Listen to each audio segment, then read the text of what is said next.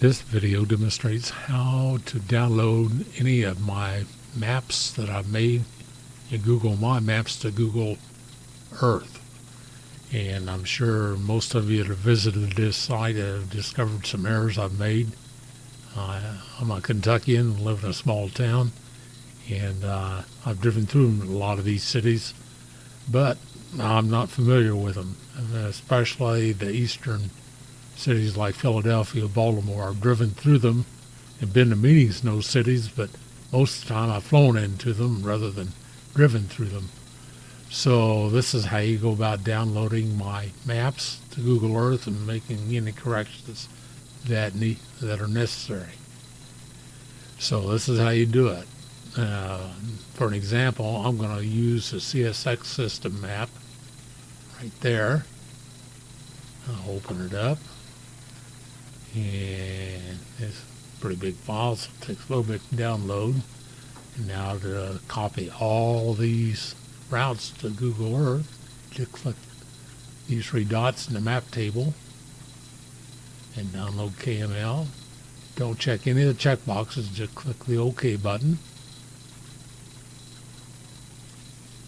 And now then in Google Chrome, which is my preferred browser, you can see it's blinking away there, it's still downloading, and we'll wait until it tells us it's finished. And that's one of the reasons I like Chrome so much. So, looks like it's done. So we'll double click on it. And voila. There it is. There's all the routes I've mapped of the CSX system in my temporary places folder right there. So, notice I clicked that temporary places folder because I want to save it permanently so I don't have to download it again. I'll come up here to save. Save to my places.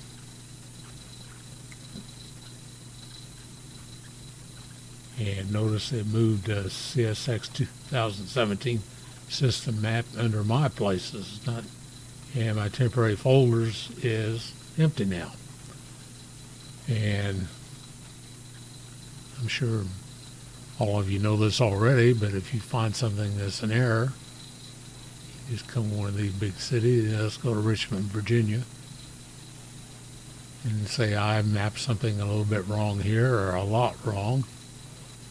Good, just zoom into Richmond, and I right click on that, go properties, and it opens up all my little dots that I manually click to map these lines. And you can just select one of those, move it around anywhere it needs to be moved. And since I don't want to change it, I'm going to click cancel, but if you want to change it, you'd say OK. And say the subdivision's mapped wrong. Just go to properties, select the subdivision, and change it to any name you want it to be changed. And that's all there is to it.